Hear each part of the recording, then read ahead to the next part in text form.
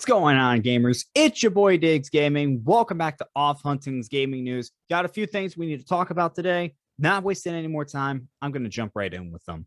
All right, PlayStation is going to have a state of play Wednesday, October 27th at 5 o'clock Eastern Standard Time. This state of play is going to be focused on announced games that are coming soon. So don't expect any new announcements, although PlayStation could throw in a surprise or two. Could, but not likely. So don't expect that. And I kind of want to see what games are going to be on here. I'm not really sure because we've seen a lot of updates for upcoming games that are coming to PlayStation. So I have no idea what's going to be there. There's a rumor going around that Gotham Knights could be there. And if it is, I would be interested to see that. To have no idea what's coming, just got to wait to see. And when it does happen, you can bet Off Hunting will talk about it. All right, on to our next story, which is the latest in the fallout from the Activision-Blizzard lawsuits that are taking place over, well, sexual harassment, discrimination, and a whole bunch of stuff that I hate talking about. To start off with, Activision-Blizzard fired 20 employees and is going to discipline others for misconduct. And again, it just goes back. These are the after effects of everything that's going on, and them firing 20 employees, again, disciplining others for misconduct. Only problem is none of these that I could tell are high-ranking officials. And really, when we're talking about the stuff that's been going on with Activision Blizzard, it really does come down to who's running Activision Blizzard. Who are the top guns in all of this? And nobody's going to think that things are really being changed at Activision Blizzard until some changes are made up top. And somebody's going to have to be a scapegoat in this. You just know they are going to be in order to get some people off of Activision Blizzard's back.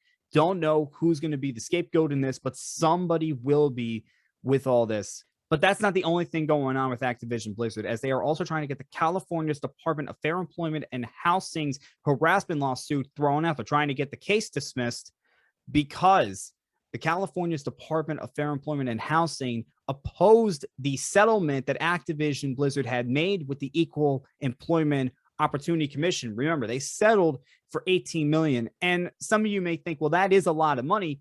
The thing is, Activision Blizzard is a big company. They're a multi-million-dollar company, probably $1 billion company. And this is nothing to them. 18 million is basically nothing to them. And that's pretty much what the Department of Fair Employment and Housing is saying. Well, the Equal Employment Opportunity Commission accused them of a legal ethics violation by saying that it was a clear violation of ethical standards as well as California law. They also said it was a conflict of interest, something that the Department of Fair Employment and Housing has denied. And Activision Blizzard took the opportunity to say, hey, that's a problem, get the case dismissed. Well, they said it in a better way, but that's pretty much what they're doing. And I don't know what's going to come from that. I really don't. But, you know, it makes sense for Activision Blizzard to try to do that because, again, they settled for 18 million, and now you have another group that's trying to say, hey, that's not right because this is a big company. They should be held more accountable than that. And again, we have no idea what's the fallout that's going to come from this. It just is going to continue and continue. And again, Off Hunting will keep you informed as to new developments in this. All right, moving on to gaming consoles. For the longest time, the Nintendo Switch was selling the most consoles in a month. Well, that changed in September when the PlayStation 5 ended the Nintendo Switch's 33-month run as North America's best-selling console. Now, this is the number of units sold. PlayStation 5 was already beating the Nintendo Switch in terms of money being made, but now they've beaten them in consoles sold. That's pretty impressive considering people are still having problems getting their hands on the PlayStation 5. And PlayStation has been trying their best to make sure that the consoles are getting in the right people's hands, that they're not getting in the hands of scalpers, they're getting in the hands of gamers, which it's just crazy the fact that this happened. Now, this could also have something to do with the fact that the Nintendo Switch OLED is going to be coming out soon, so people are probably saving their money to get that instead of getting a regular Nintendo Switch. But still, it's pretty impressive the fact that the Nintendo Switch held that title for 33 months. That's almost 3 years, for those of you that don't know. So that is really impressive. And for the PlayStation 5, I mean, it's it's getting better and better every single month. We're seeing games coming out. We're seeing updates being made by Sony and PlayStation for the console. It really is going great for the PlayStation 5, and it's even going well for the Xbox Series XS. So, yeah, I mean, this next generation of consoles is off to a fantastic start. And with the Nintendo Switch, with the OLED coming out, I mean, it's a really good time to be a gamer. It really is. All right, on to some news about games. Now, normally I do like 1 or 3 a week because that's all we hear about. But this week, I have 6 games that I need to talk about.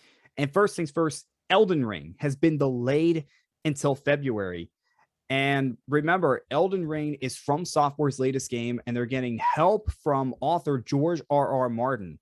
And this is disappointing because, well, we were hoping that this game would come out soon, and it's just another game that's been delayed, probably because of COVID, probably because they haven't been able to work on the game as much as they want to.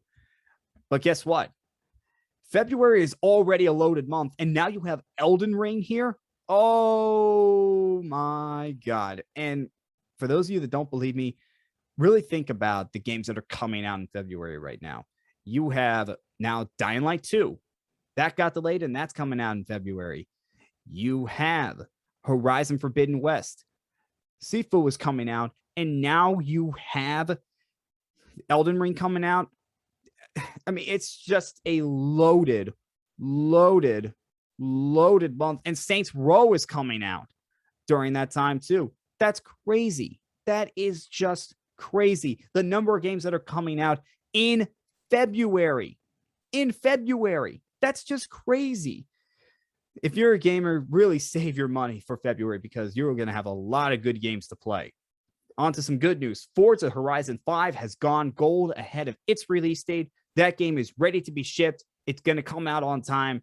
And for those of you that have an Xbox Series XX, you're going to be excited for this. I know Sir Meliodas might be happy with this. Our next game is Dying Light. Now, I mentioned Dying Light 2 as it's coming out in February. Well, the original Dying Light is being optimized for the PlayStation 5 and Xbox Series XS. That's pretty impressive, and I'm not shocked by it because, 1, Dying Light was a good game, and 2, the sequel people are really excited about. So it doesn't really shock me the fact that they are going to optimize it for the PlayStation 5 and the Xbox Series XS. So really does not shock me. If you're a Dying Light fan, that's something to really look forward to. Next gaming news, God of War 2018 is coming to PC in January. Not shocked by this whatsoever. PlayStation is starting to put their games on PC. We saw with Horizon and a few others. And now God of War is the next one to go to PC. I mean, this is really good. God of War, it was a Game of the Year winner. People were just excited about this game. So it does not shock me that PlayStation is going to bring it to PC, especially with God of War Ragnarok coming out in 2022. Does not shock me one bit. Now on to some sad news from CD Projekt Red. Cyberpunk 2077 next-gen version is being delayed until Q1 of 2022, which means it's going to come out from between January to March. And The Witcher 3 next-gen has been delayed until Q2 of 2022. So that means April to June. This is disappointing, especially for Cyberpunk 2077 that needs this next-gen upgrade because CD Projekt Red really messed up with Cyberpunk 2077 with all the glitches and the problems that it has had since launch. This is not good for CG Projekt Red. This is not good for them. And they better deliver on that next gen version because if they don't, then they're going to have even more problems to deal with.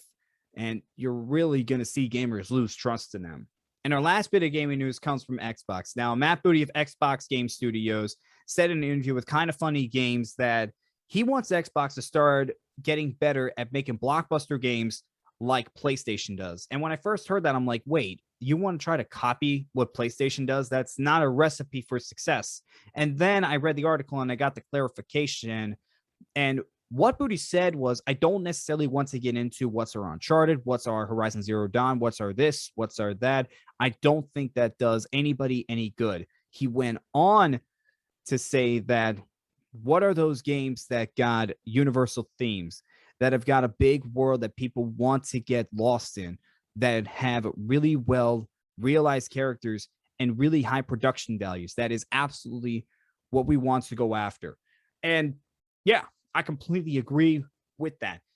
One of the things that Xbox has had problems with is their games.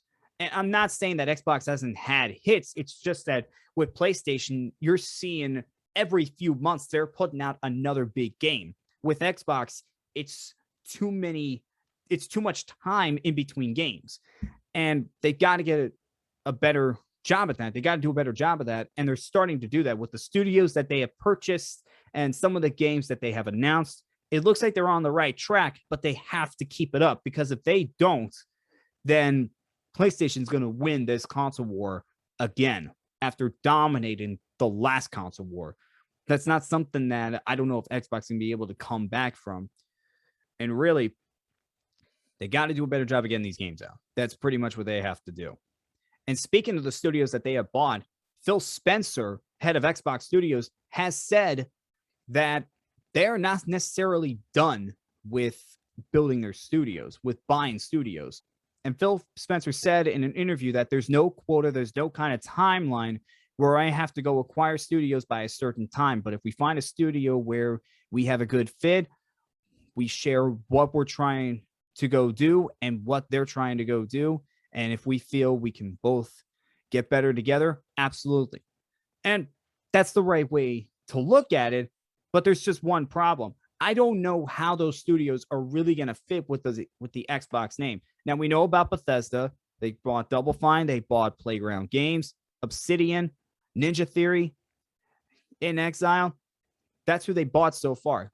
But now they've got to start producing really good games. They've got to start producing the games. They bought the studios. Now they got to produce the games. And if they want to buy more, they have to make sure that these games are coming out are worth the buy of the studio. They have to make sure that.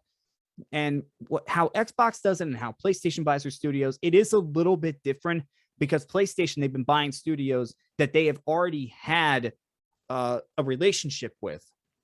Again, Housemarque with Returnal, Bluepoint with all the remakes and remasters that they have done for them. Firesprite, that was formed from a previous studio that had worked with PlayStation for the longest time. With the studios that Xbox has bought, it's not necessarily that they have had a relationship with them. It's that these are companies that have been known to make good games. And Xbox, it could be good, it could be bad. I don't know. We just have to see what happens in the games that come out. Really, the testing points of this is going to be Starfield when that comes out, made by Bethesda and Todd Howard. If that is a really, really good game and that's a big hit, then Bethesda was well worth the money. But it has to be a big hit. It really has to be. So we're just in wait and see right now on Xbox. All right, guys, that was all the gaming news that we had for today. I'm DiggsGaming, and we will see you guys next time.